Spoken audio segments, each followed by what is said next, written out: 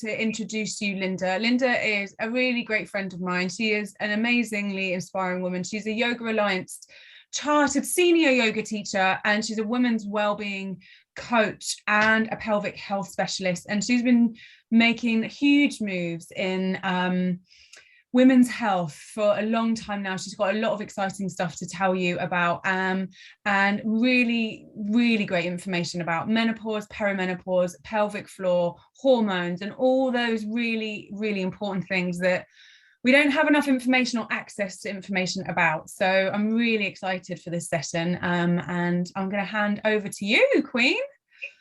Queen, oh, I love that. In fact, I like to call us Queen Ages when we're in the life stage. Queen Ages. So hello, thank you for having me tonight. I'm curious to know, maybe you could just put your hand up, if any of you have experienced feelings of anxiety or stress. Yes. Has anyone here experienced pelvic pain or hip pain or lower back pain?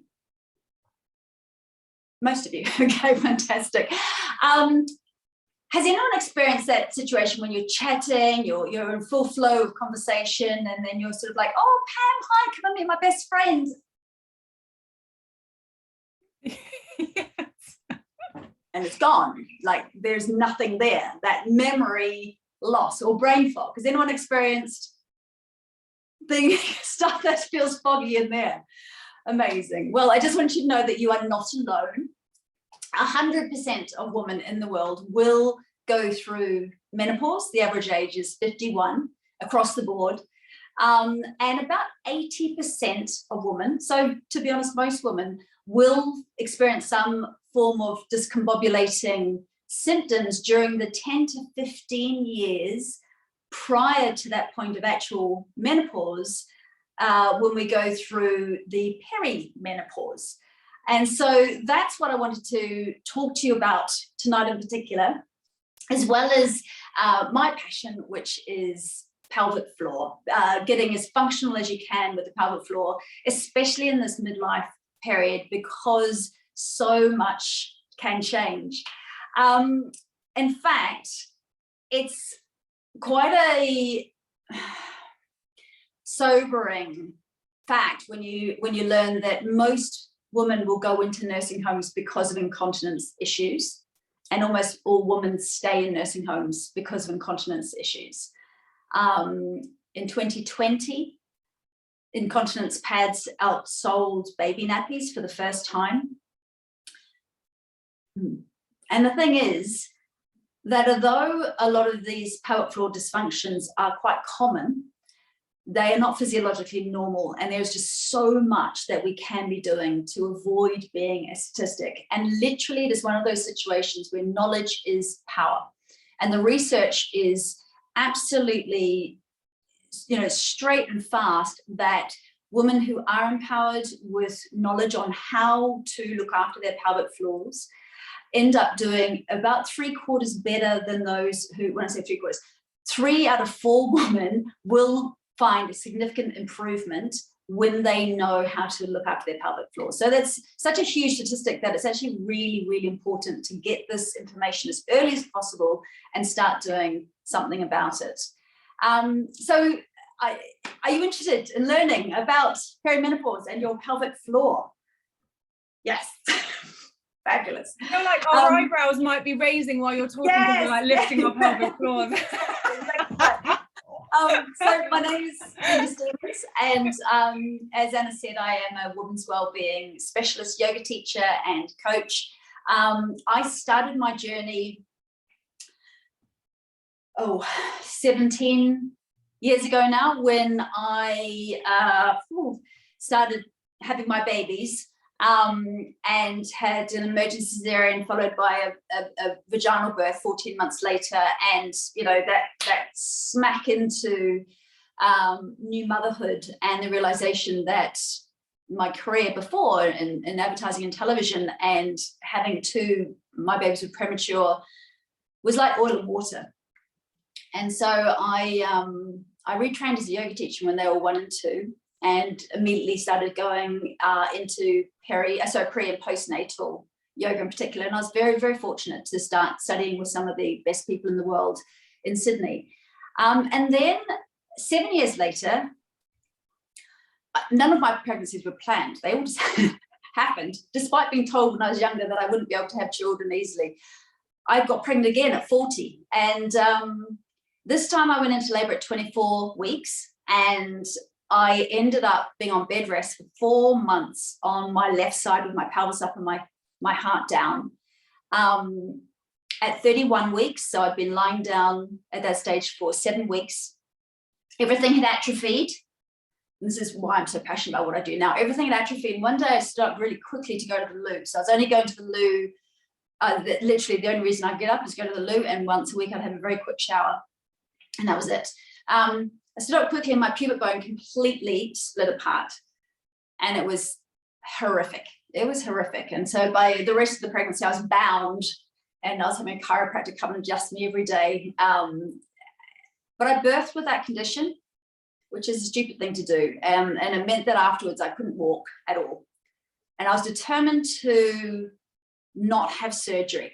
And I was a pre and postnatal teacher, and I knew a fair bit about pelvic health at that stage, but not to this level. And at that stage, well, 11 years ago now, pelvic floor physiotherapists weren't that well known about it. Certainly I didn't know any pelvic floor physiotherapists where I was in Sydney, and we were very much at the sort of forefront of women's health worldwide, really. I ended up following a biomechanics expert in the States, as well as a women's health physiotherapist also based in the States, and put together my own program, which is the basis of what I teach now. And I was vigilant with it. And after 3-4 months, I was walking without pain, and then running, and then eventually jumping on trampolines. Mm-hmm. And then I smacked into the brick wall that is peri-menopause. And around 45, having, thought I was so, well, kind of, I was quite egotistical about the fact that I had managed to heal myself. But what I didn't realize is that I had estrogen on my side. And when you get to about 45, your estrogen starts to fluctuate and diminish. And by the time you're about 47, 48, it's starting to literally drop off the edge of the cliff. And when we put a lot of intra-abdominal pressure down on the pelvic floor and the organs that hold the muscles that hold our pelvic organs in place, and those muscles have been damaged in childbirth or with any kind of trauma, actually, or any kind of surgery. A cesarean birth will also potentially damage the fascial system and the muscles in the pelvic bowl. And then you layer on top peri-menopause. And what happened to me is I was double bouncing my 2 big kids on the trampoline, thinking I was so fab as a mum being able to do this. My big box splits on the trampoline, and I came down hard, and then so did my bladder. Boom. And I had this horrendous kind of ripping sensation of my bladder falling down. And the levator ani, which is that band of muscle that holds the organs in place. If you have a forceps delivery, if you end up having ventouse, if you have an episiotomy, if you have an extended pushing phase, if you have any kind of disruption, it really massively increases your risk for prolapse. And that's what happened to me. And it was really, my whole world went, because I knew what this was. And I just didn't think it could happen to me, because I knew about it, and I was fit and I was healthy, and I had 5 out of 5 pelvic floor. I've been doing all the stuff. I've taught this stuff. But what I didn't understand at that stage was the significance of what happens in perimenopause with your hormones. And that's what I want to talk to you about tonight, is how you can work with your body in perimenopause to get it as strong as possible, and to know how to regulate intra-abdominal pressure and what you can be doing to be as healthy as possible and to avoid pitfalls, basically, so that you can be one of these women who, is able to run around and do stuff, which I can now. I have to tell you that I can now, but it was a bit of a journey back. And I've got to say that the stuff that I teach now to women who are in their 40s, 50s and beyond is a bit different. It's a bit different because the needs of midlife women are definitely different from women who are in their 20s and early 30s. So I thought I would just go straight on in and talk a little bit about what actually perimenopause is. Is that okay? Would that be a good place to start with you guys? Yeah. Okay. Can I just quickly say something, Linda? Can I just let everyone know that it's okay for them to unmute themselves and ask questions, or to put their hand up and ask you questions all the way through? Is that okay? I would love that, ladies. If you don't mind just being bolshy, and it's not bolshy, just if you've got any questions, please do just put your self off mute and just say Linda, because I might be talking and I will stop and I'll answer your questions. Well, I've got one. Oh, sorry. Yeah. You're Hi. talking about perimenopause. Yes. So what you're going to say about the perimenopause, is that still exactly the same for the likes of me who've gone through it and I'm postmenopause? Is it the same? So well, after menopause, your hormones have dropped, but they've leveled off. So your care, your long-term care, yes, that's the same. Fine. But actually, the dysregulation between the hormones, that's the 10, 12 years or so before actual perimenopause that most women will find the symptoms that can really knock them sideways when they don't know what to look out for. So so this next little bit that I talk about, you'll probably go, yeah, know that, but then stick around because the next bit after that will be good for you. Thank you. Is that okay? And you might be able to tell this information to a friend or your daughter or whatever. So we actually start to have cycles that are anovulatory, which means we don't actually ovulate, from about 38 years old. So it's way earlier than many of us think. And 1 in 100 women actually start earlier than that. So, more like early 30s. So it's not uncommon to go through menopause itself early and perimenopause even earlier. So we start to have the odd cycle where we still have periods. That won't have changed. There might be slightly lighter, or there might be another day or two, differential between prior months, but you won't necessarily ovulate in the middle of your cycle. So when we ovulate and the egg leaves the ovaries, it leaves this little space called the corpus luteum, and that is where the progesterone is produced. So we have progesterone in the second part of our cycle, and the progesterone is this magic hormone that keeps us chilled out. It helps us to sleep. Our gut is lined with progesterone receptors. So the incidence of women with IBS and gut disorders, constipation, just goes cool after in our late perimenopause and postmenopausally. So quite often women will start to, and also our brain. So because it is our chill out hormone, quite often women in their early-ish 40s, the first symptoms, if you like, of perimenopause are things like a sudden rush in anxiety, or a feeling of, even if you've been very social beforehand, suddenly not feeling like you can go out, or just not wanting to socialize, not being able to be organized like you might have been organized before. It can, like I said, it affects your ability just to be calm and cope with all the stuff that's going on. And people find that PMS symptoms really increase. So that time right before their period, they really find that mood swings become quite dramatic. So we have the progesterone dropping off relatively steady from about 35 to about 50. And given that most women, the average age, like I said before, is 51 worldwide.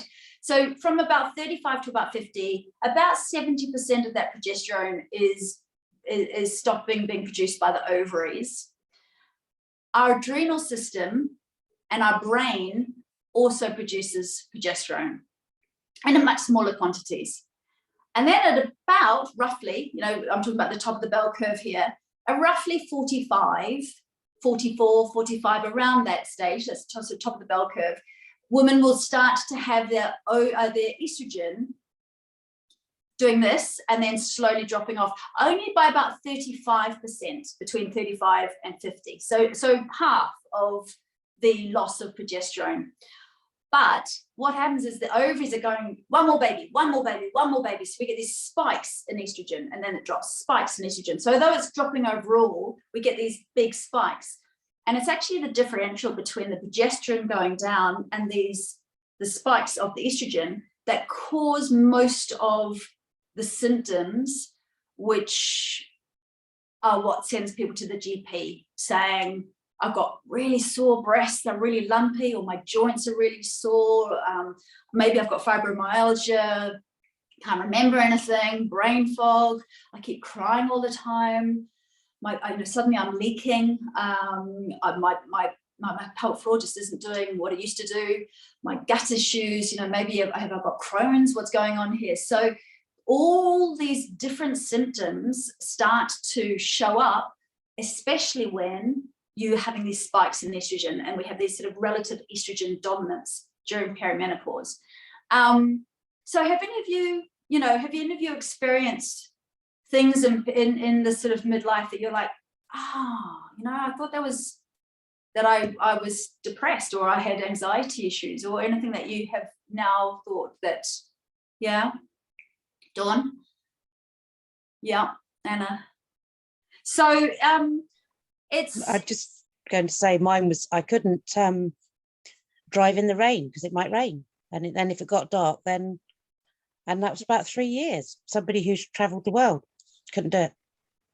So that's really quite common, is sudden fear of driving. So I've got a lot of friends who find it suddenly really quite, their anxiety, nervousness around driving is quite high. Yeah. So then we sort of go closer to 50, and that's when the estrogen drops right off. So in the last year or two before we go through menopause itself is literally a moment in time. It is literally, the day is marked when you haven't had a period for 12 months. So when we say menopause, actually we're talking about perimenopause, because menopause itself is like there, and then you're post-menopause.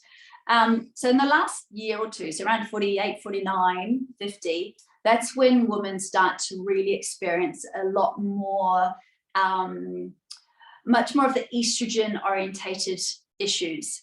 And this is where pelvic floor issues often become much more of a problem, because the whole pelvic bowl area is incredibly estrogen rich. And there's 3 different types of estrogen. And the type that we produce mostly around the pelvic area is estriol. And our bladder is estriol rich, and our bowel and the vaginal walls and the actual urethra, the pipe, the pipe that you go for a wee out of, that loses its pliability, so it becomes quite dehydrated. The actual closure mechanisms, the sphincters, they become less plump, so we actually lose 2% of the muscle striata every year after 35.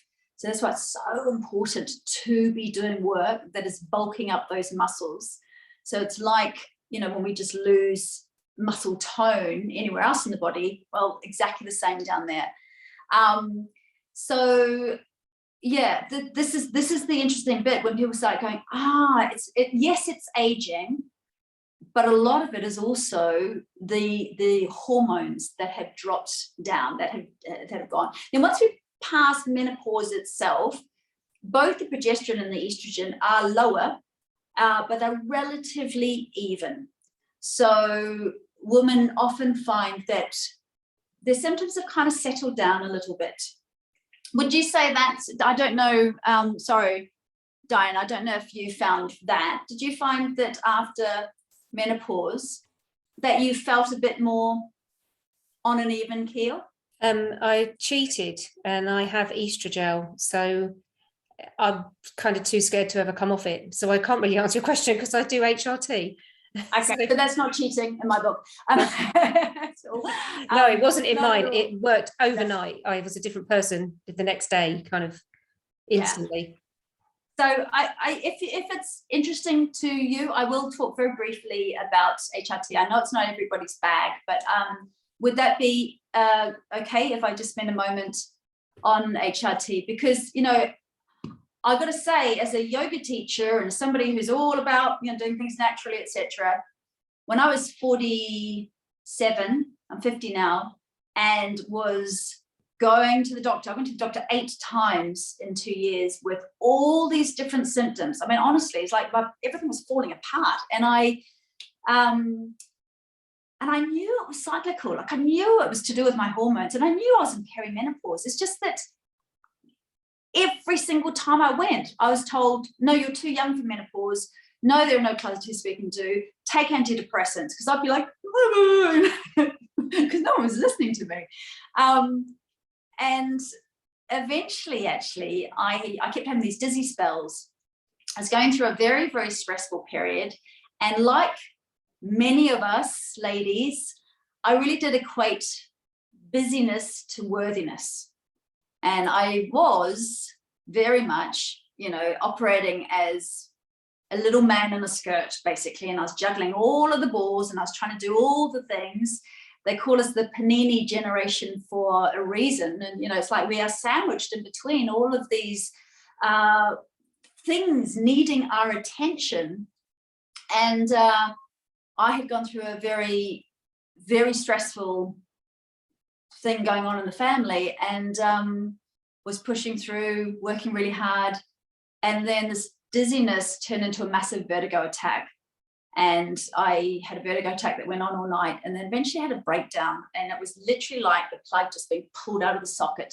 And when they say burnt, you know, burnout, it felt like my brain had been burnt, and my, you know, everything was burnt out.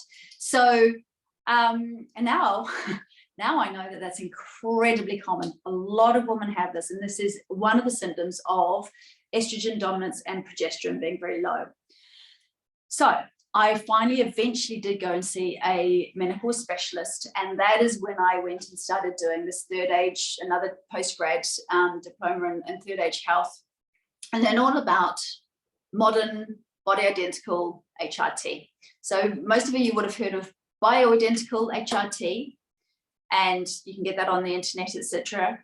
The body identical is basically the same stuff. So it is derived from wild yam, and it is changed in the lab to be exactly the same molecular structure as what we produce ourselves. So there is no difference between the estrogen that comes from your ovaries and what you find in the gel that you're using.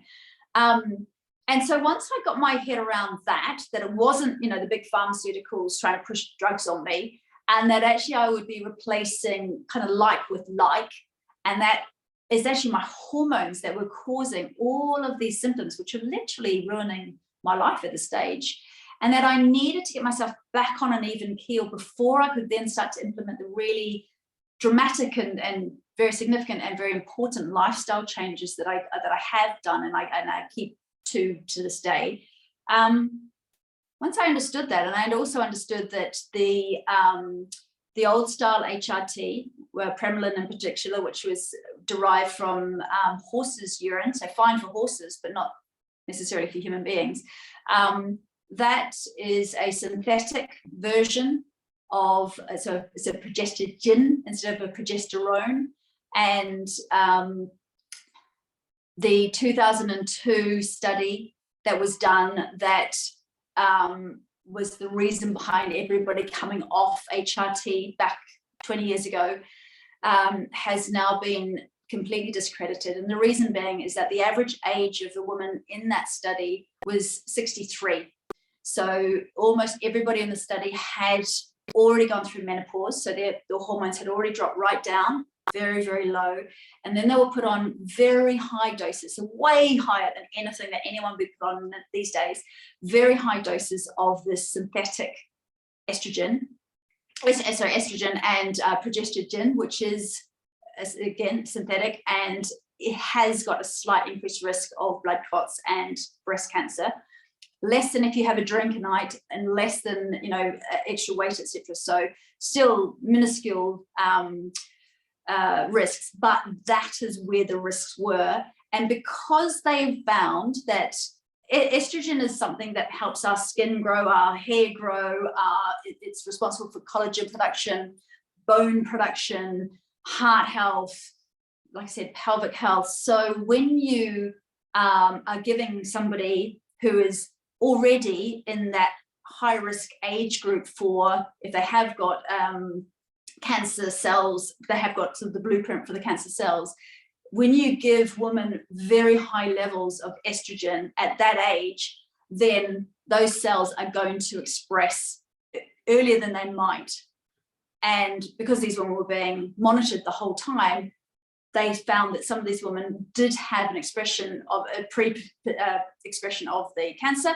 And so worldwide, almost overnight, people were taken off HRT, just like that. In the last few decades, women have not been on HRT.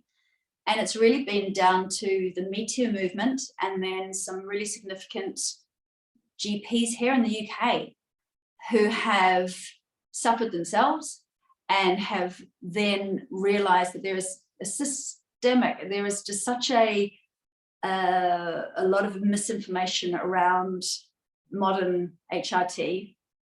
And the great thing about here in the UK, we get the body identical version on the NHS. Like I said, it's exactly the same as the bioidentical, but it's regulated, it's licensed. You know that every tube you get is going to be exactly the same as last week's tube. And so we get it at an NHS prescription rate as well. So does anyone have any questions about that? I do, Linda. Is that what there is shortages of in the NHS at the moment? So people are finding that they can't get that. Yeah, which is just dreadful. Yeah. So basically, it's called the Davina effect, because of course Davina McCall and Kate Moore did the two programs, and across the board, everyone's like, hang on a minute, I've been told by my GP that I, you know, too young for menopause, shouldn't go on HRT, I'll get breast cancer, blah, blah, blah. And suddenly I'm learning that that's not correct. So there's been this huge surge in demand and just no increase in supply. So that's why they have put a task force together, and literally, hopefully in the next few weeks, we're going to see the supply going back up again. But yeah, it's caused so much distress across the board. Yeah. Yes. Just so do you recommend then, because I'm very much in my perimenopause and I've got many of the symptoms that you've been describing, but I've not even been to a doctor's. I've just not been at all. I just, because I don't want to go and be told, oh, you know, go on antidepressants or whatever else. I just almost afraid to go and say, you know, but, or whether do I try and go for different routes, something more natural, or, you know, I don't really know what to do really at this point. So just so you understand that, you know, about 20% of women will go through the perimenopause and not have symptoms that really affect them too much.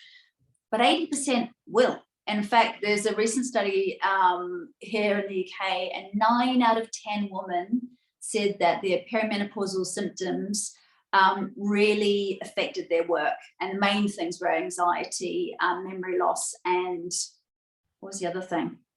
Anxiety, memory, my memory loss. There's one more thing.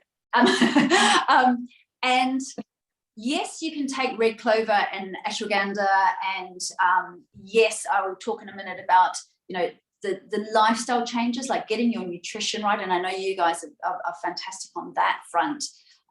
But, you know, understanding how our nutrition needs change in this period, because we need good fats, etc., in order to create hormones, so that our body can create the hormones that our ovaries are no longer producing, but our adrenals still can and our brain still can. So that, and movement and sleep and conscious relaxation, etc. So all of these things are super important. And yes, supplementing with vitamin D and magnesium, you know, getting good vitamin B in your diet, etc. Really super important. But all of the I keep thinking the word ashwagandha, and it's so the term that covers all of those products that can mimic phytoestrogens. They're not actually estrogen and progesterone and testosterone. So nothing apart from the actual hormones can replace the actual hormones. So you can't eat wild yam and think that that's going to give you some estrogen, because it's not. It has been changed in the lab to be molecularly exactly the same as what we produce. And so when your hormones have gone right down, it means that your bones are not regenerating like they did before. And 1 out of 2 women after 50 without HRT will get osteoporosis. We now know irrevocably, so I keep forgetting, I'm not able to say words.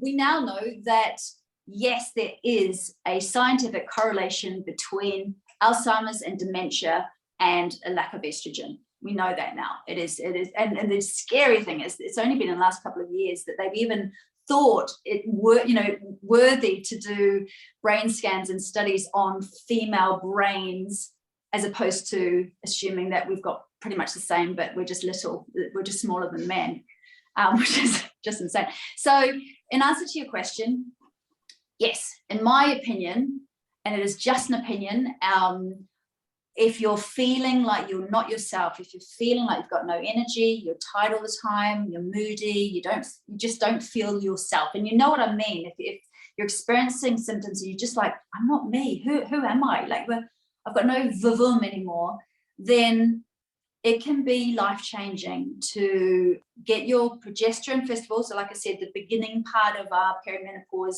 we need to get the progesterone up. It only tends to be later on in our 40s that we need to also supplement estrogen.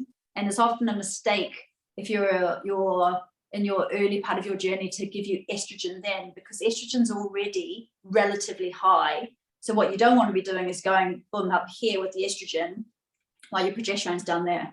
So generally, your progesterone is brought up, so there's not such a differential. So you're a bit more like post-menopause, but they're both higher. So you're a bit more like you were in your 30s.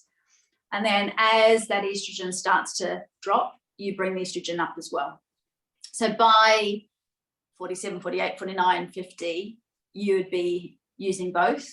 And then a lot more women now, once they've got their estrogen and their progesterone working well and they feel pretty good, if they're still finding that they just don't have drive for life, it's not just sex drive, but drive for life, then testosterone is now being made a bit more readily available to women. And we're still stupidly not licensed here in the UK for women, even though we produce 4 times as much testosterone than estrogen. We produce 1/10 of the testosterone that men do, which is why men can just keep going, you know, boom, boom, through, you know, 8 o'clock till 5 o'clock, boom, boom, boom. Cortisol rises in the morning, and then in the afternoon, they get, you know, it starts to drop off and they get melatonin. Whereas for women, we're so much more cyclical. We're so much more driven by these different hormones, and we just don't have that testosterone. Does that make sense to you? Yeah. Yeah, I mean, I'm 51, so I've sort of almost got to the point where I keep thinking of having menopause, and then I have this very small period and think, oh no, I haven't quite. So obviously I'm very perimenopausal, but recently I've got a lot of pain, and I find I can't put my car into reverse because my left forearm's in so much pain. So I think it's probably time I went. Do you know, a lot of people have been in the past diagnosed with fibromyalgia, and it's lack of estrogen. So yeah, the joy. I mean, so I thought I had arthritis. I was like, I've got early onset arthritis. Lots of people I know similarly, and then once you're on HRT, like, oh my gosh, no, it's all come back. You know, and a lot of women get shoulder issues and hip issues because the rotator muscles are just so estrogen rich. So, you know, that there's a lot of frozen shoulder, etc., going around, and that is often a lack of estrogen. Mobility, you've got to keep the mobility going, got to keep the groove, but the estrogen really helps. So I suggest looking at Dr. Louise Newson's site. So she's Newson Health, Newson, simply because she's the GP that has been really driving the whole of the UK, and therefore by default the world's focus now on menopause. And she's put together really great PDF sheets of information that you can just print out and take to your GP. She's the one who has also spearheaded, along with the government, the fast track rollout of training for GPs. And we're supposed to have at least one GP in every surgery in the country that has done recent menopause training. That's not actually happened yet, but that's supposed to have happened. Yeah. Linda, I was going to say that if your GP is a bit shit and they don't know, and you're feeling wobbly and you've got anxiety, you're not feeling confident, and you don't feel brave in saying all of these things or explaining them, then you're at risk of being pushed into taking antidepressants or things that you don't want to take, right? What advice would you say to someone if they feel they're being bullied by their GP or they're not getting the right kind of support that they need? Yes, I've experienced that myself, and I am a confident woman and I know how to advocate for myself. But when you're feeling shit and you can't stop crying, and there's somebody who should be helping you, who's just telling you, you know, what's wrong with you, and there's nothing wrong with you. On paper, there's nothing wrong with you. Can you get out? Your 7 minutes is up. It's awful. So if you are feeling really, vulnerable, get the information there in front of you. So you can go, what I want is estrogen, and I want estrogen, and I would like the gel. So all of this information is on the site, and it's really worth just finding out what you think you want and going and saying, this is what I think I want. These are the symptoms that I have. There shouldn't really be a GP now in the last couple of months in the country who's not aware of the fact that there is a massive revolution going on, and women are not going to put up with this crap anymore. So if by any chance you do have a GP that dismisses you, you just say to them, you obviously haven't had recent training in menopause. Please, can you tell me which GP in the surgery does? Or you ask the secretary before you go, you ring up and you just say, I want to know which is the GP in the surgery who has done the recent menopause training and is au fait with HRT.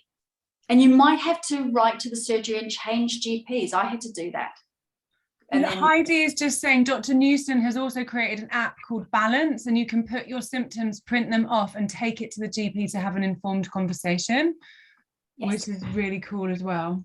Yeah. Balance is a great app. So yeah, I highly recommend you go and have a little look at that.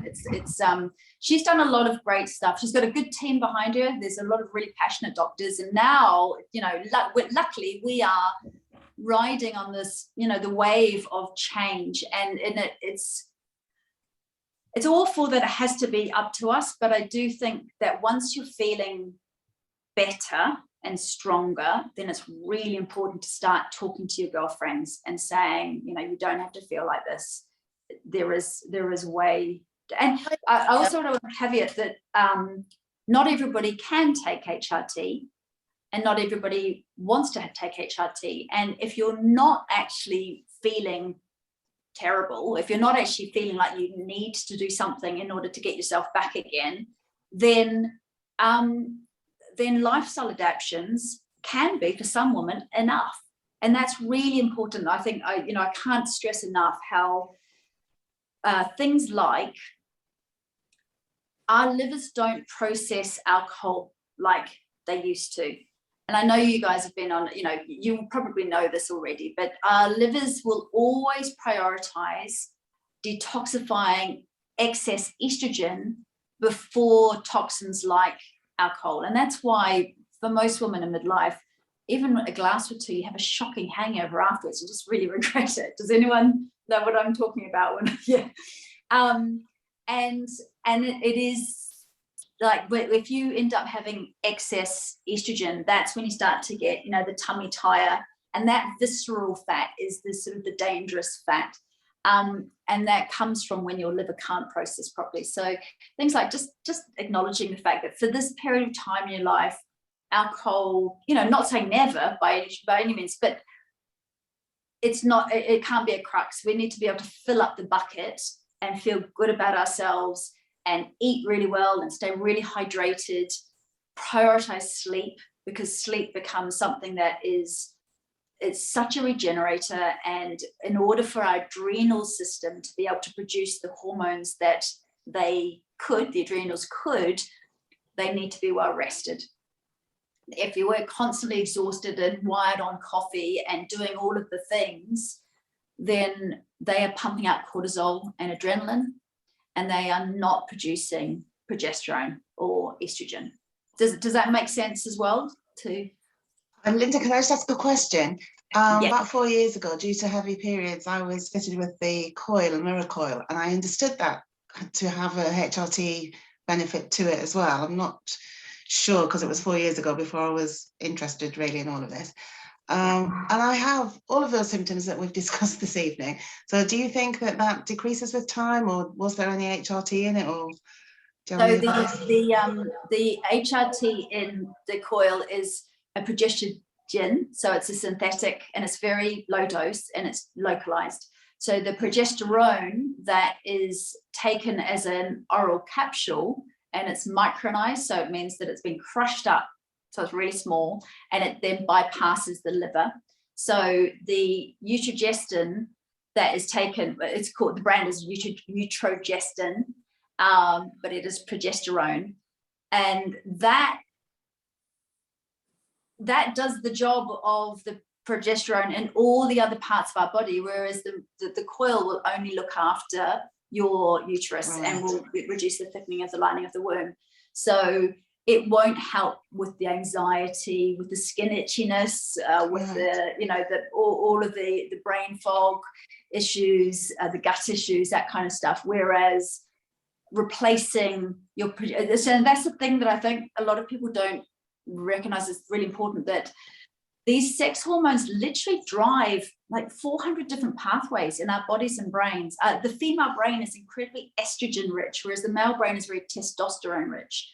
So when we start to lose these sex hormones, it can have a really significant impact on us. So I think we're only really understanding how hormonally driven we are, really.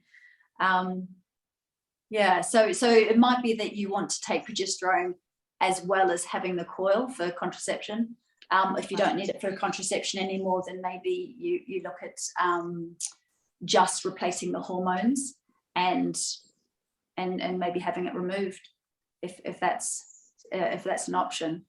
But you can have both. You can have both. Yeah, great. Thanks.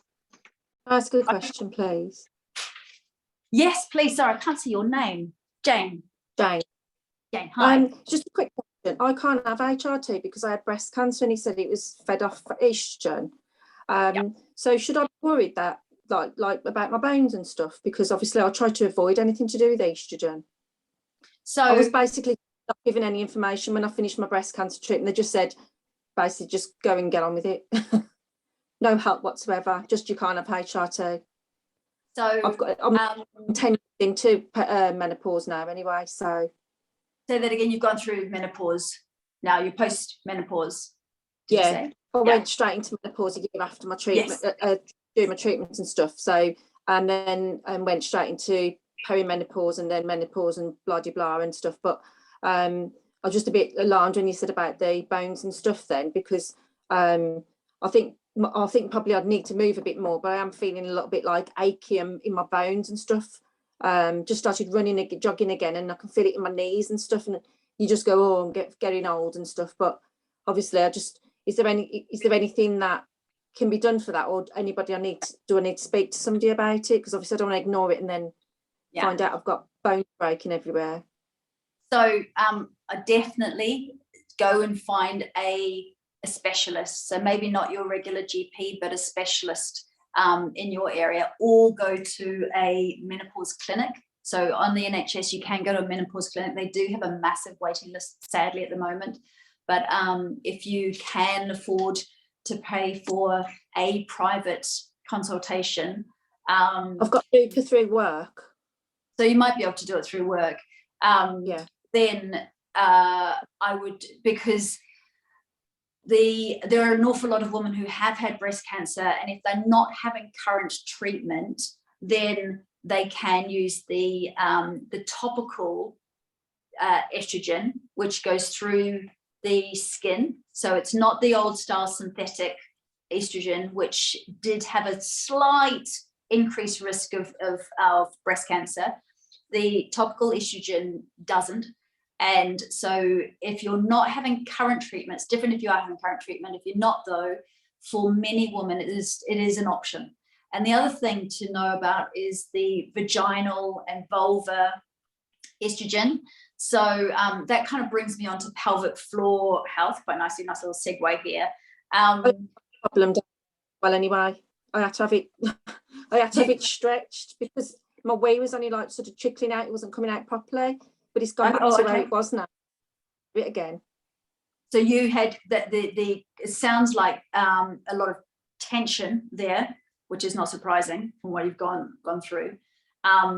And I'll speak about that in a second. But on what happens is in our pelvic areas, I said, very estrogen rich, in particular estriol, which is just a type of estrogen that we produce, mainly prior to perimenopause. That's the estrogen that diminishes fastest, soonest. And we can get a cream or a condensed cream into a little pill, like a pessary. And you can either have this pessary that goes up into the vagina and just slowly absorbs just in the pelvic area. Or you can have the cream, which you can put around the sphincters, around the urethra, in the vagina, around the perineum, around the anus. And that is like having a good eye cream, yeah? So it basically plumps up the muscle fibers. If you somebody who's gets a lot of UTIs, or the feeling of UTIs, or thrush, it helps to regulate the pH balance again of the vagina. It helps to re-elasticize the vagina. So as we age and we stop having the elasticity of the vagina and it becomes a lot thinner, we're much more likely to get the organs, the bladder, the uterus, and the bowel kind of shifting position and going, moving into the vaginal cavity. So using topical estrogen around the vulva area and in the vagina, it's not systemic. So what that means is it doesn't go into the bloodstream. It has got zero increased risk of any cancers at all. So it's incredibly safe for everybody. And sadly, a lot of doctors don't know to differentiate this type of, and it is HRT because it is replacing hormones, but they don't know to differentiate this stuff from from body idea, normal HRT, let alone from the old style synthetic stuff. So they just brand everything HRT is bad. You've had breast cancer, no, and that's not true. So you especially if you're getting pelvic leaking, pain, tightness, and 1 in 5 women after 50 will have bowel leakage, will have incontinence from the bowel. It's incredibly common, and a lot of it is to do with the fact that the muscle fibers have just become dehydrated, just like the muscle fibers around our shoulders, and why we end up getting, everything becomes a little bit less elastic. So you would be able to use that, and I would be very surprised if you couldn't also use the topical estrogen gel to help protect a bit for your bones, but you'd need to talk to a specialist. I think that's probably beyond the remit of definitely me, and your average GP. But you'll be able to get information on that from the new website as well. So definitely check that out and know your stuff and then go and see somebody. We've got a couple of other comments in the chat list, so I'm just going to go to those. And I know, Linda, you want to go on to pelvic floor as well, right? So Heidi said that I have the Mirena coil for heavy bleeds and also now have estrogel 2 and menopause symptoms. Tried without coil but kept discharging, so had it popped back in again. Have a really good practice nurse or a GP practice who leads on women's health, which is awesome. And then what if I'm not menopause? What if I'm post-menopause after numerous years on antidepressants and menopausal symptoms? Is it too late to go down the HRT route? I'm 54, menopause day, March 2019. No, I know of somebody who's 88 who's just started HRT. So no, no. So that's a myth. And similarly, it's a myth that going on HRT is just going to delay menopause. That's a myth. You know, what's happening is your ovaries will still shot up shop. It's just that rather than not having, so when you supplement with HRT, you're putting estrogen and progesterone into your system. So you're going to have better energy, ability to think, your bones are going to feel better, da-da-da-da. And then if you come off HRT, you're just going to go down to the levels that you would have been postmenopausally. So you're not delaying menopause, you're just not experiencing the symptoms of not having those hormones in your body. Does that make sense? Yeah. So no, there is no age. They say that really we should try and start in perimenopause. You want to be, basically, if you can, you want to avoid going all the way down here and then going back onto estrogen and progesterone afterwards. So ideally, as the progesterone starting to drop down, you're picking it back up again, and then as the estrogen is doing this, you're evening out those big fluctuations, and you're just keeping it high and relatively balanced. So it doesn't matter if you haven't had that opportunity in your post. Yeah, so yeah, no, I mean, better than not if you're feeling symptoms. So if you're suffering, but some people aren't. And the thing is, to be fair, if we're stressed, and life is stressful, let's just be honest, social media and just having all of this stuff, our body regards as stress.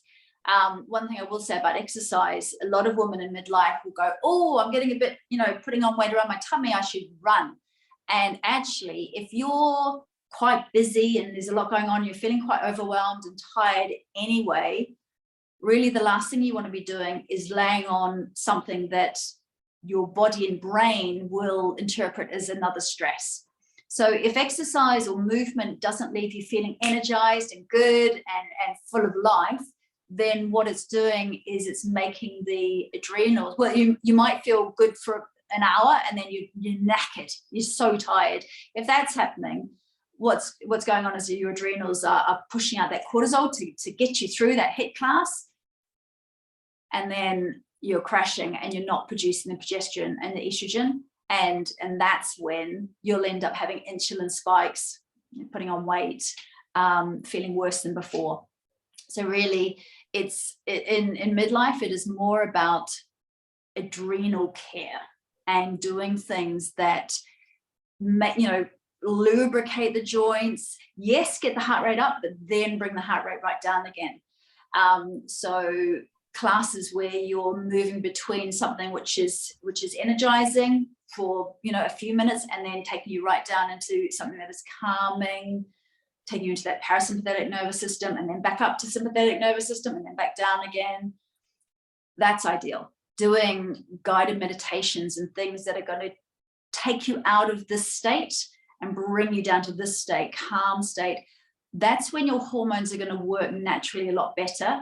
And there are some women who just have a lot more of a chilled out life, and they don't kind of need the hormones so much because their adrenals are working better. Basically, their brain is producing hormones better.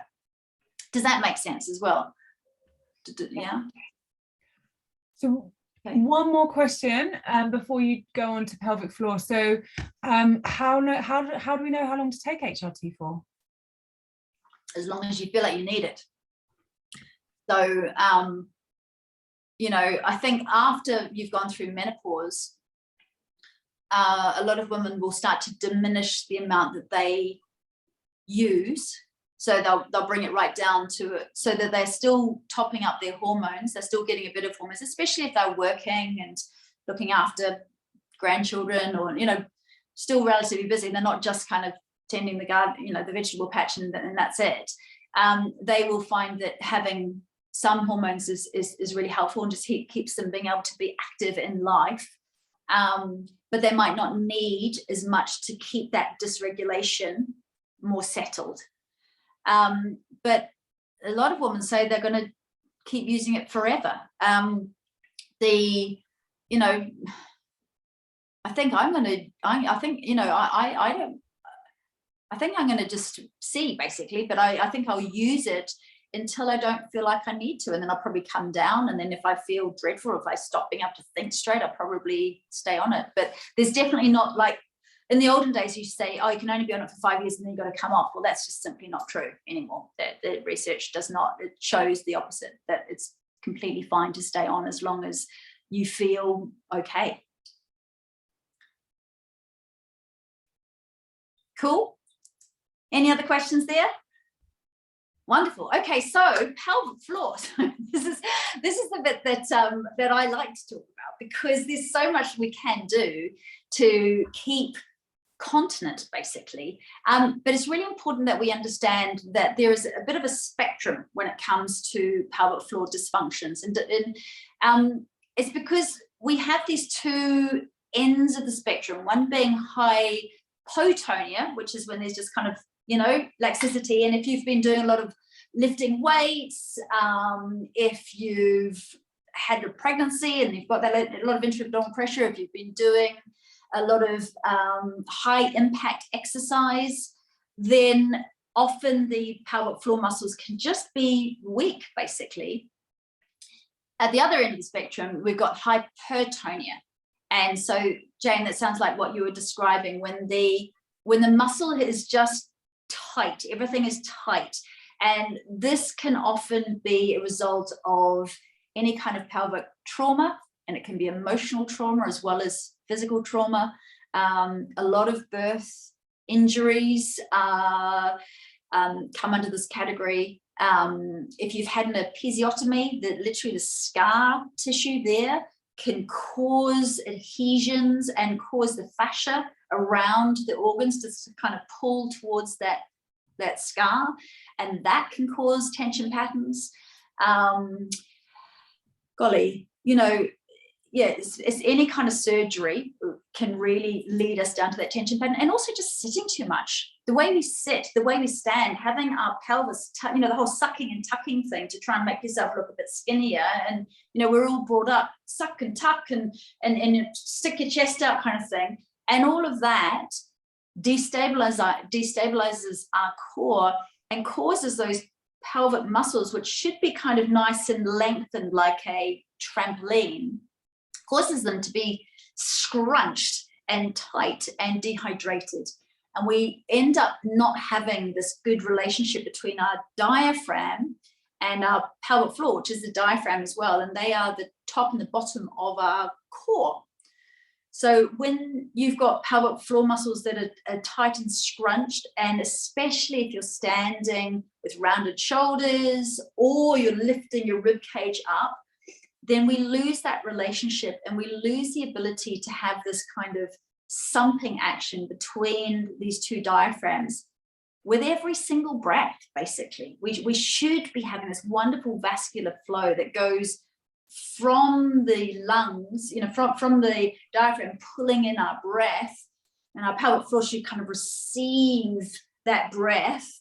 And then every time we breathe out and our diaphragm kind of presses the breath out of us, we should have this lovely kind of vascular, this sort of sumping action, this kind of vacuum effect through our pelvic floor. But we lose that when we have things like we sit too much and we become tight around the pelvis and our hips seize up and our lower back because it's not, you know, it's not well supported by the muscles around the pelvis.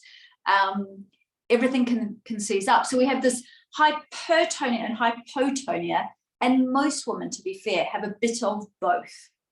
So one of the first things to do is to actually understand what's going on with your pelvic floor. And the easiest way to do that is to start on a concerted program of plumping up the muscle fibers, or especially around the sphincter muscles. So doing pelvic floor squeezes and lifts, and basically that means feeling like you're stopping yourself passing wind and stopping yourself weeing at the same time. It's that kind of action of drawing in and up, and then releasing down. And the releasing down bit's the bit that a lot of people don't do. But that's super important, because if you're just doing this the whole time, you're going to cause tension, and the tension is what leads to the urgency, the urge incontinence, the pain with sex, the pain if you're having an exam, difficulty eliminating, constipation. All of that is from just too much holding. So you start by doing some full exercises, and then if after a few weeks of doing this there's no improvement, and in fact if you're starting to get a little bit of shooting pain or just more discomfort, then you think to yourself, do you know what, it's likely to be more tension patterns, and that's when you really do need to go and see a pelvic floor physiotherapist. So somebody who specializes in the muscles of the pelvic floor. A chiropractor can't do this, a regular physio can't do this, even the best masseuses in the world can't do this. So seeing a pelvic floor physiotherapist, they are angels in my books. They are the warrioresses and the queens, and they are the whole shebang. And what they can do is literally go in there, find the points internally which are knotted together and tight like this. And it's just like if you had a really sore shoulder, and there's like trigger points, and you can just, it's causing everything to scrunch up. And what they do is they just release the trigger points. It's called myofascial release and massage out those trigger points to allow the muscle fibers to start opening and relaxing. And quite often, even after one session, women describe it as being life-changing, because they are able to then get a proper contraction of the pelvic floor. And if they need a wee, they're able to get those muscles to stop, the sphincter muscles to close and lift. Whereas before, everything was so tight and just not operating. Does that make sense to you, ladies? Yeah, good. So highly suggest, if you have any pain whatsoever, any discomfort whatsoever, you go and find out what is going on, and it's not embarrassing. I swear to God, it's not at all, because these women are they're so fabulous. I know many, and they're all fabulous, and you're just chatting away, and then they will show you what to do as well, so you can then release yourself. If you don't feel comfortable about having an internal exam initially, they can always do little bits on the outside of your knickers, and that's fine, around the perineum, etc. And sometimes, and then I sort of take the stuff that I do in my classes, in the yoga and things that I teach, is all about sort of deep release into the adductor muscles, the inner thigh muscles that run into your pelvic floor, opening up and releasing. Often it's decades worth of tension in this area. So we use breath work and stretches to slowly kind of unwind tension, so that lengthen those muscles, so that we can then layer on the strengthening. And we have two types of muscle fibers. We have the fast twitch, which is, to stop yourself weeing, that fast twitch. And we have the slow twitch, which is the kind of the bulky muscles that would stop a fart if you're in a lift and you don't want to fart and you've got to hold it for like a few minutes. And you want both. But for a lot of us, it's the fast twitch that goes when we lose that estrogen. So it's a matter of working on bulking up that fast twitch in particular. And for many women, honestly, I reckon the last couple of years, I see so many more women with tension patterns than with laxicity, to be honest. Tight around the hips, lower back, just, you know, sometimes shooting pains going down the leg, and often it's because the pelvic floor muscles have just done that. They're just holding it all in. Is it all right if I just comment on, because that can be both physical and psychological, right? So sexual trauma, abuse, and shame around sexuality can definitely be held trauma in there that causes tightness, as well as sitting a lot and maybe not moving in ways that are healthy for the pelvis. They're all important things to consider, right? 100%, 100%. You know what? The reason I became a coach is because almost all of the one-to-ones I was seeing, when would come in and go, oh, I've got this lower back pain, I've had it for ages, or I've got this hip pain, or my adductors are really tight, or you know, my posture's really bad. And almost invariably there's been trauma that's just been buried, you know, and quite often it's sexual trauma or birth trauma that hasn't been resolved. And we are such holistic beings. And, you know, it's really interesting when we realize how much the jaw is fascially connected to the pelvic floor. And when you know that you habitually hold tension around here, well, I guarantee you're going to be holding tension down there as well. So, you know, learning to kind of, you know, acceptance is the key ingredient to change. And when we are able to accept that, we're in this flux state where, because our hormones are changing so dramatically, you know, we are having to reorientate ourselves. It is a bit like quicksand. We are, you know, and we are having to reach out for help, basically. We are having to lean on others, which for many of us is super uncomfortable, because we've been taught since we're little girls to just zip up and just get on with it, and you know, you must just not stop, we must be okay and just keep going. And it can be really confronting to realize that we can't go alone. Like, we have to lean in if we're going to survive. And that's why I say, once you are feeling better, it's almost like a duty of care to then turn around and get, you know, lean out and help your other sisters up and spread this information, because it can be really isolating. So we have the hormonal flux, and interestingly, when we start to lose estrogen in particular, that is correlated with our oxytocin hormone. And our oxytocin is the love hormone. It's the hormone that keeps us, you know, just making the dinner for everybody, even though we're knackered ourselves and we've been working ourselves, and pairing the socks because we're the only ones who do it, and forgiving the kids for leaving the big mess, and da-da-da-da. And then our estrogen goes down and our oxytocin goes down, and suddenly we're just like, make your own fucking dinner, you know, just I'm just so over it. And actually, you know, get your own socks. I don't care if you wear different socks. And it's because it's like the drugs have worn off. We're just like seeing the world in a different way. And unfortunately, oxytocin also enables us to suppress stuff which might be deep down underneath the surface, and is often held in the pelvic bowl, and especially in the psoas muscles. The psoas muscles connect the bottom part of our body to the top part of the body, and they go through the pelvic floor and through the diaphragm, so they can constrict your breathing, they can muck up your pelvic floor health.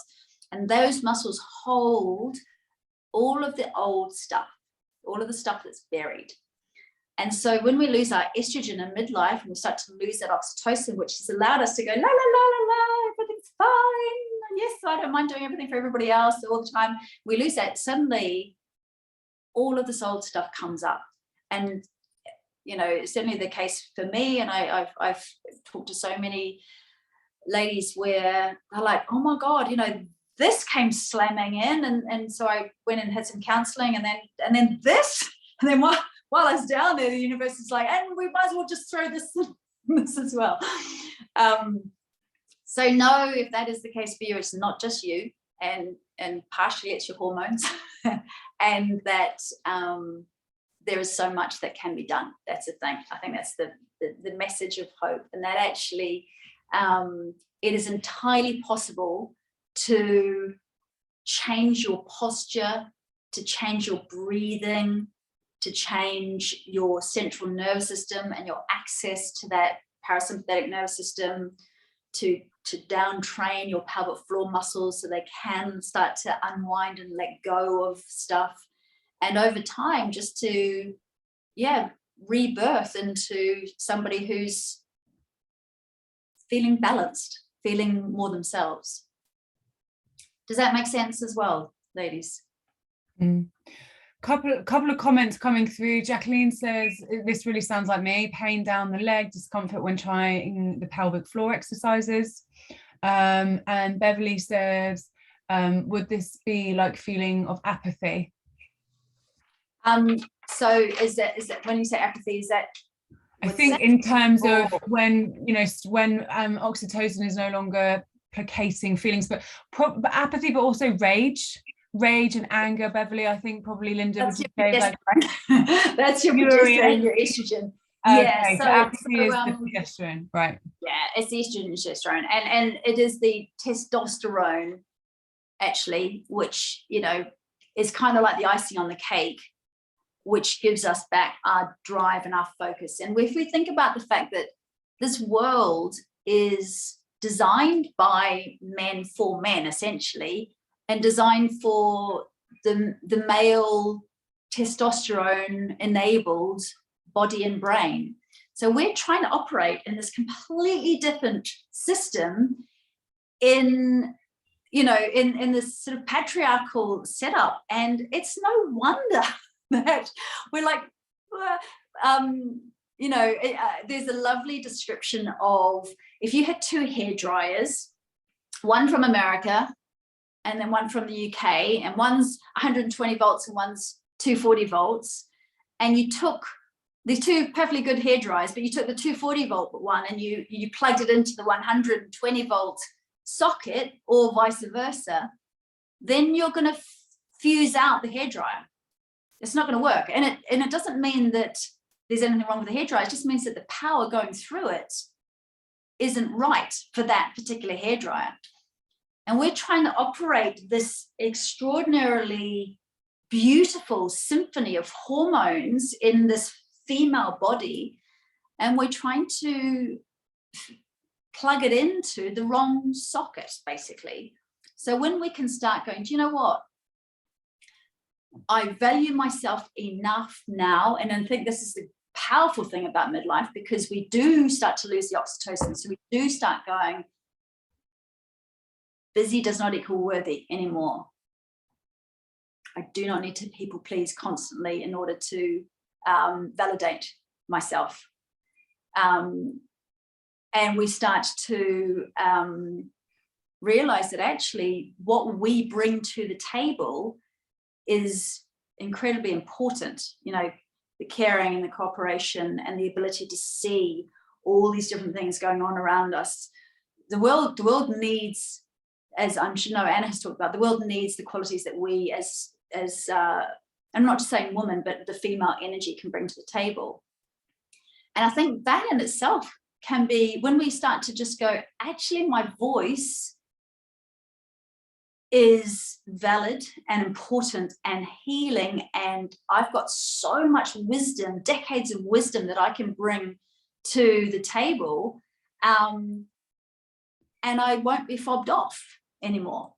And when we all do that, and there's 52% of the population of the world going, actually, and many men as well, going, actually, we want to change things, and we go, and we want proper research into women's health, and we want to be able to talk about what's going on with our bodies and not be fobbed off, etc., and we make these things change, then it's going to hopefully be a very different world for our daughters and our granddaughters. Yeah. Julie says, wow, this is incredibly eye-opening. I'm hearing my symptoms in every section. I didn't even know they were symptoms. I feel so empowered by this info. Thank you so much. Pleasure. Practically, just changing the way you sit and breathe is fundamental. I call it our BPM, so not just the our blood pressure, beats per minute, sorry, but our our breath and our posture and our movement. So, you know, I always say, get fit to run, don't run to get fit. So if you can work on, I'm just going to stand up here. I've been sitting down on the floor, but I'm going to show you.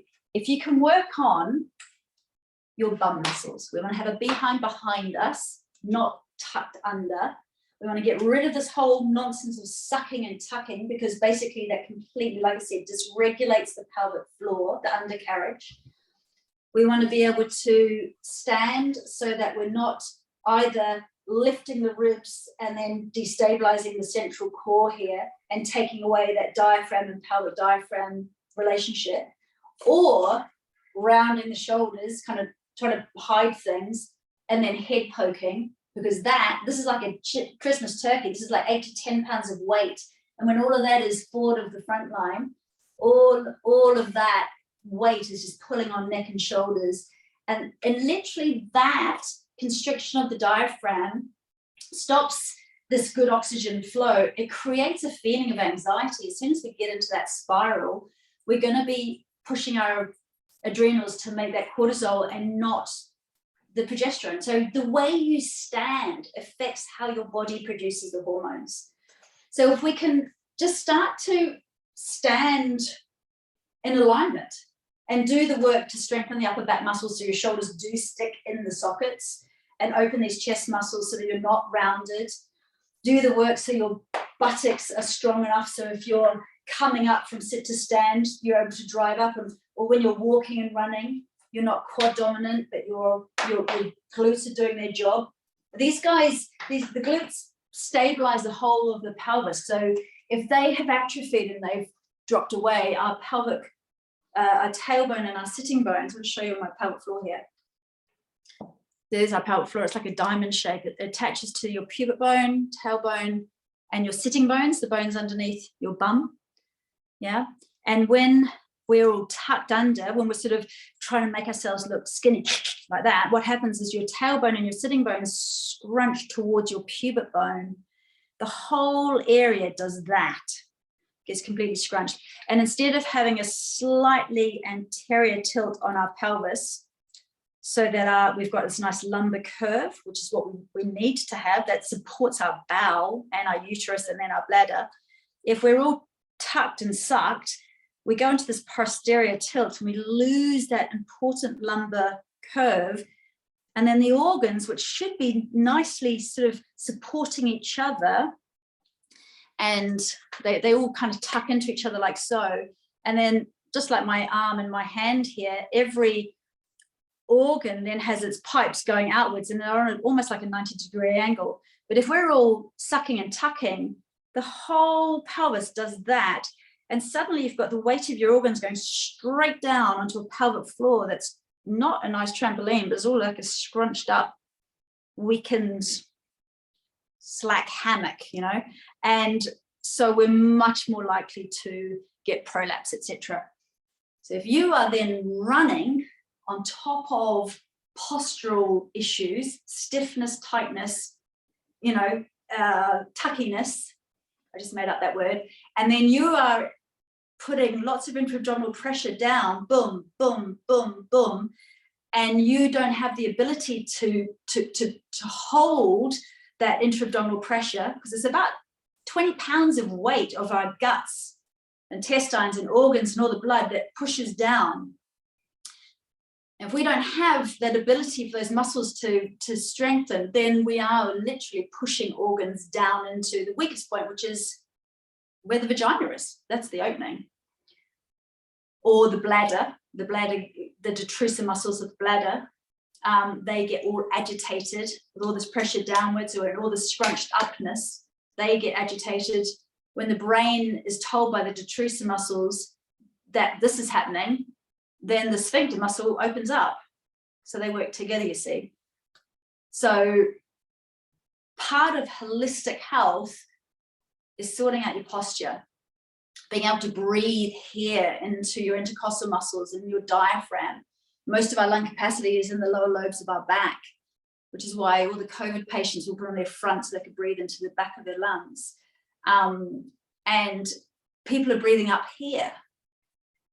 using his shoulders to get a bit more breath in. So when you learn to breathe where we have the lung capacity and reorganize your body so that you get this natural sumping action between the diaphragm and the pelvic floor, you start to unwind all that tension by lengthening the adductor muscle, the inner thigh muscles, the quadricep muscles, which are often dominant. You strengthen those gluteal muscles so that your whole pelvis is held better. Then the effects on how the muscles are supposed to work is profound. Layer on top of that, using a bit of that vaginal and vulva cream that I was talking about, the estrogen cream, and actually plumping up the muscle fibers externally, then you know, this is where women's lives literally turn around, because they have been using pads, etc., for decades, long time, and then they find that actually the body wants to heal, but it's got to be given the right environment in order to heal. Any questions on that little component there? No? Could I just ask about adrenal care? You said about adrenal care. Is there certain nutrition, food-wise, is there certain things that facilitate that as well as the exercise and movement? So I'm sure Anna can talk to you more about actual foods and the supplements and things like magnesium are just helpful for the adrenals. But bye, Joe, thank you. But as far as calming, getting into that parasympathetic nervous system, I have found for me, and what I advise all of my clients to use is guided meditation. So in yoga, we use is yoga nidra, and it's a conscious relaxation that goes all around the whole of your body. And so doing guided relaxations on a regular basis, doing unwinding yoga. So you sort of move into stillness. So many of us are so busy that the thought of sitting down to meditate or even doing yoga, like, I can't do that. If I need to be doing stuff, I can't, my mind's too busy. But you can, you just need to move into stillness. So slowly start faster and then slowly move down and move down and move down. So, I design classes so that we release, like we are mammals. So if a deer gets chased by a lion on the savannah, once it's safe, it needs to shake out the adrenaline to then be able to get the digestive juices going again, to then be able to go and eat grass. And we're the same. So quite often we need to basically get rid of some of the adrenaline and then start to stretch out and get blood flow through all of the body, and then slowly unwind and then start to focus on a long exhalation. The long exhalation, diaphragmatically breathing, this is why it's so important, slowing that exhalation down so that our vagus nerve is activated. The vagus nerve is the super highway to this parasympathetic nervous system. It attaches from the brain, goes through to all of your organs.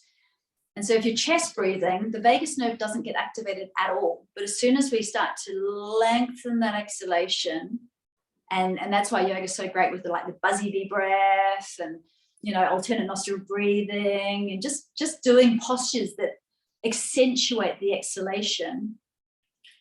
Our nervous system is told you're safe, you're safe, you're safe, you're safe yourself. Those muscles can start to open up because you're safe.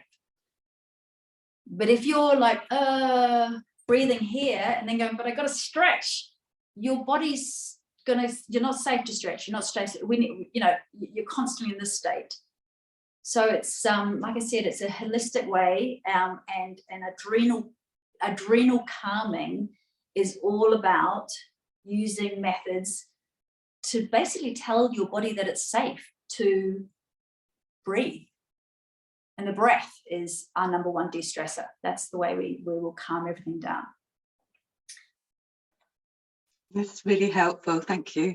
And it's just such an easy thing to do. That's accessible to all of us every day. So thank you for that. Catherine, you're so right. This is the crazy thing. I try to say to people, please don't go and spend a ton of money on supplements and green smoothies and expensive gym memberships and all the rest of it.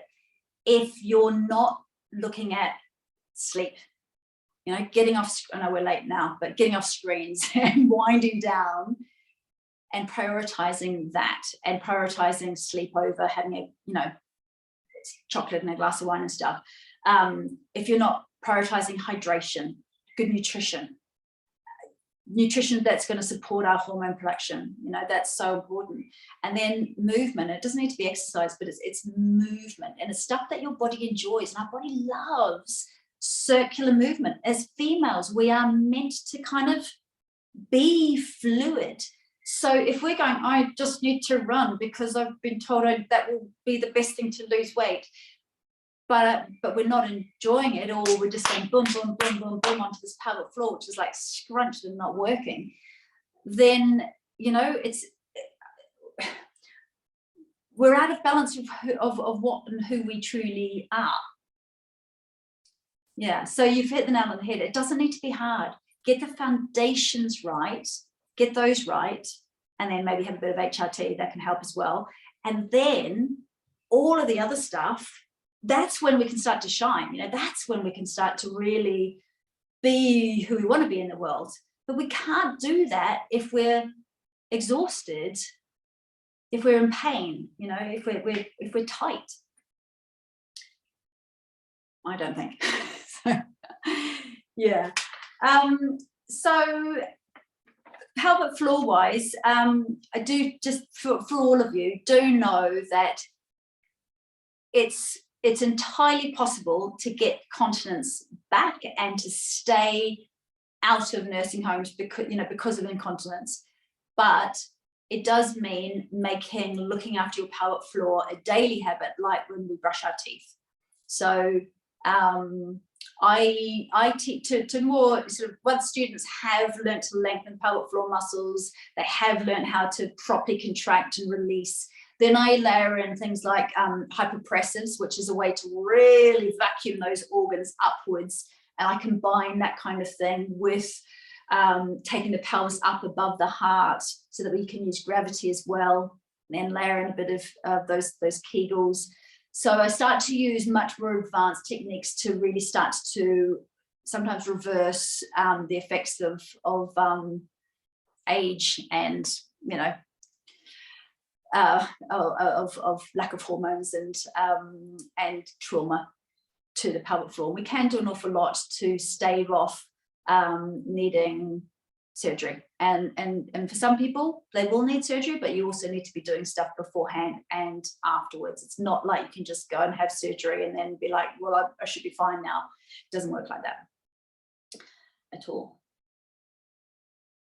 Any particular questions about pelvic floor issues? I feel like I could literally talk for hours about this. So I'm just giving you a very surface kind of glossing over. But if there's anything in particular that you would like to know, like, you know, what it feels like to do a good contraction and a release, I can teach you that. Or how to sit in your seat properly. How often should you do these?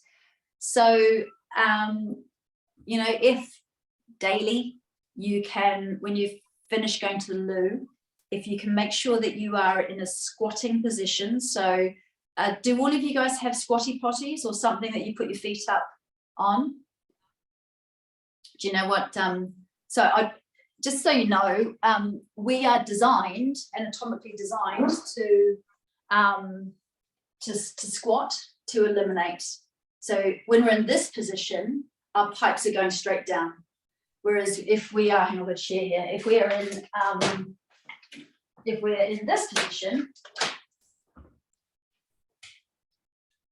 our pipes are going that way. So it's much more likely that you'll strain on the loo. And what we really don't want to be doing is straining on the loo, because that's when we have intra-abdominal pressure going down, and quite often we can cause ourselves hemorrhoids and prolapse. So if you, this is just a bolster, so I don't have a squatty potty here, but a squatty potty basically just allows you to put your feet up. It sits underneath your toilet. Put your feet up so that it's about that high. So when your feet are on it, you're in a squatting position. And now my pelvic floor is lengthened out like that, as opposed to body. Yeah, and it's got one. Just like that. It's just a step. Yeah. It's a toddler step. You can use the, you know, the bin, or you could even use 2 toilet rolls underneath your feet at a push. But just lifting your feet up so that you go into the anatomical position that we are kind of designed to eliminate in.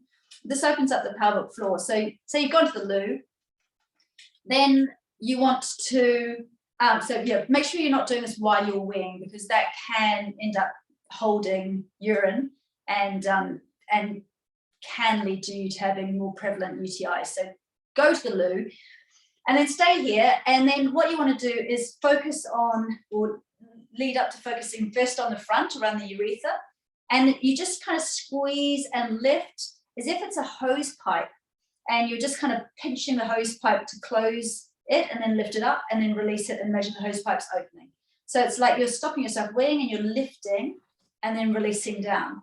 And when you do that over a second up and a second down, those are your fast twitch muscles. So if you're about to sneeze, you want to be able to go, or coughing. So you've got that little action to draw up, so that as the bladder might have pressure down on it, and those detrusor muscles might get like, whoa, we don't want that urethra opening up. We don't want the sphincter muscles opening up. And then you work on the back. So that's the feeling like you're stopping yourself passing wind. So you lift and you release down, and you lift and you release down.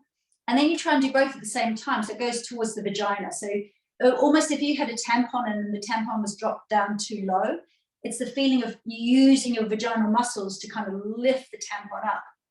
So if you try that now, front and back at the same time, drawing in and up, you'll find that the vaginal muscles should and could, but for many of us, from the belly button down, there's no sensation whatsoever. So I just want you to know that it's entirely possible to get it back if that is the case for you, but don't feel like you're alone if you're like, oh, I can't feel anything down there, because that happens a lot. You know, that's really quite common, especially if there has been stuff that you know, is held in your pelvis. But ideally we're doing about 10 of these, or building up to 10. So it might be 1, initially it might be 2, and then 3, 4, 5, and then you're looking to be able to do about 10 of the fast twitch, and then a few of the slow twitch, muscle strengthening. And then what you want to do is relax so much that it feels like you could lay an egg. If you're a chicken, you'd be like, oh, so relaxed, I could lay an egg. And you breathe so that your jaw releases. I like to imagine there's screws here and you're unwinding those screws, so you loosen your jaw, that loosens the pelvic floor. And what we're doing is we're lengthening those muscles, having just done that. We're making sure that over time our muscles stay functional, but able to lengthen and then do that. One other thing, while I'm sitting here, this is just a little trick that I show ladies, which I find really super helpful. A lot of car seats, they put us in the tucked under position, and quite often we end up like that and head forward. So what you can do is have a scarf or a jumper or something in the car, a little towel, stick your bum to the back of the seat, and then just place something across your shoulders so that your head, and you want to basically draw your shin back in, let your shoulders lift and roll down in the sockets, so they're not here, roll them back and down. Have your shoulders sitting on a little bit of height, up by your bra strap, not down in the lumbar spine down here, just up here. And then you can see now I'm in alignment, and therefore my diaphragm is sitting on top of my pelvic diaphragm. And so all of my deep core muscles are automatically slightly switched on, which is the way we should be. Yeah, this is the way we're designed to be.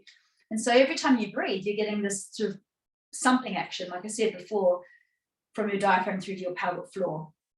So sitting at the desk or sitting driving, it's really comfortable just to put something behind your brow strap there. Does that make sense? And the very last thing I want to teach you is the knack. So the knack is basically, if you have got prolapse, this is super important you do this. And if you've got a weak pelvic floor, and when you do things like lift something heavy or sneeze or going from sit to stand, you leak, then come to the, say I'm going from sit to stand, you want to do a slight close off through the anus before you do the action, which is going to push the organs down. Slight close off through the anus, and then as you, so I'm going on an angle here, as you come up, you push through the heels and you breathe out. This is the important bit. You go, breathe out, like that, like you're blowing out a candle. And what that's doing is it's pulling up the diaphragm to push the breath out of our lungs. So we're getting an automatic vacuum up through the pelvic floor. And as we come up to rise and that 20 pounds of weight is going downwards, our pelvic floor has lifted. So we're much less likely to make a prolapse any worse or leak. So you do a little close of the anus, breathe out, or if you're going to lift up something heavy, breathing out as you come up. And then you just make sure you do relax those pelvic floor muscles at the end.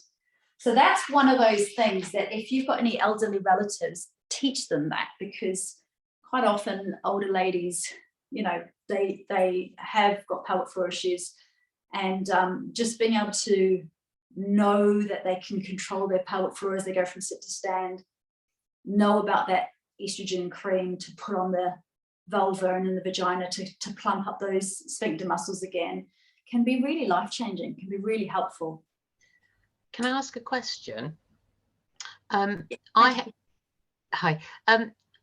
What about urge incontinence? Now, this will be where I actually don't even need to go to the toilet, but suddenly I will come home from whatever I've been doing, and I'll actually start to go before I got to the toilet, and yet I wasn't even aware that I needed it.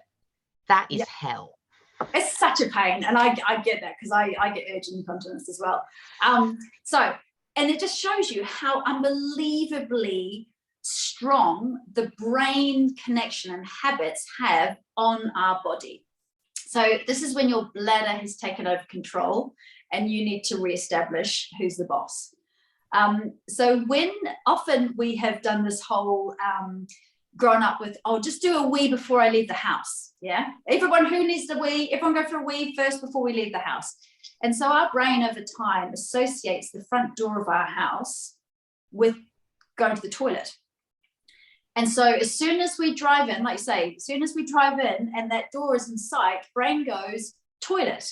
And suddenly detrusor muscles go, ooh, and they squeeze. And the sphincter, the external sphincter of the urethra goes, oh, well, that tells me to open. Because as the detrusor muscles do that, the sphincter muscle opens. So basically, it's bladder training. And I won't go into the whole of bladder training. I do a whole module on bladder training in the course I do, but it's bladder training. So you can look that up on the internet, where you basically re-establish who's boss, and you stop your detrusor muscles doing that when there's only, you know, often it's about 150 mil of wee in your bladder, and you'll get that first little urge. But if your brain is used to going through, telling you, you know, that you need to go for a wee then, and you do respond to that, then that whole connection is way more jumpy, and you're much more likely to get that urgency and then urge incontinence. So what we need to be able to do is go, no, bladder, I know that you're not full yet. And then you do a couple of these quick flicks to close off the sphincter. And when you close off the sphincter, what the detrusor muscles are supposed to do is go, oh, relax. So we train the bladder to be able to go up to about 350 mils of wee. And we start to, when you are going for a wee, you count Mississippis. So we should be able to go 1 Mississippi, 2 Mississippi, 3 Mississippi, 4 Mississippi, 5 Mississippi, 6 Mississippi, and that's about 300, 350 mils, 400 mils. But if we're only going 1 Mississippi, 2 Mississippi, and that's it, then your bladder and your brain are ruling the day, and you need to do bladder training and take control. So and just so you know, also urgency, so not so much urgent incontinence, but urgency, that feeling of urgency is associated with too much tension, because wherever the tension is in your pelvic floor, because the whole area is so, it's like a big spider web, everything's so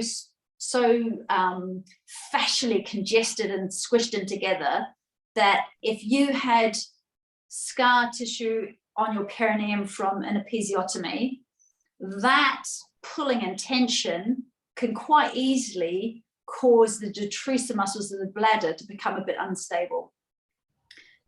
So by opening up and releasing and calming the area down, we can dramatically affect urgency. Okay, thank you. I've got quite technical now, so gone off my sort of overview, and it's got quite late. So is there anything else that anyone's like, oh, I just need to ask this? No, you're all good. If you are thinking, you know, I'd like to know more, I run womenswellbeing.me, which is an online yoga studio and kind of portal for all of this information in midlife, for perimenopausal women in particular. And I interview some of the top UK doctors and physiotherapists and pelvic floor physiotherapists and nutritionists and naturopaths.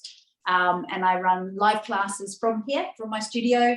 And also have lots of quite in-depth courses for things like bladder training, pelvic floor rehab, sleep training. So I try to bring all of my knowledge of yoga and biomechanics and physiotherapy exercises together into different classes and different courses that address different issues. So if you're interested at all in that, it's womenswellbeing.me. And I've also got a free, thebathroombootcamp.com. So if you look at thebathroombootcamp.com, it's just a free cue sheet and a little how-to video. So these are exercises you can tack onto a loo break, and just will help you with your posture and with your pelvic floor, basically. So maybe Anna can put that in any notes she sends to you. It's just thebathroombootcamp.com. You can look for that. All right. Well, listen, you know, it's been such a pleasure to come and talk to you. Thank you very much for listening. I truly believe our health is our wealth, and I know all of you feel very passionate about your health as well. So that's why it's been so lovely to talk to some like-minded women. So thank you. Namaste. Thank you very much. That was brilliant. Thanks, Linda. Thank you. That was great. Thank Not you. at all. Not at all. Thank you very much. Indeed. Thanks, Linda. That's brilliant. Yeah. See you later. So where's Anna? Is she still there? Right. Thank you. Thank you. And you can always email me questions if you've got anything in particular. Do just get in touch.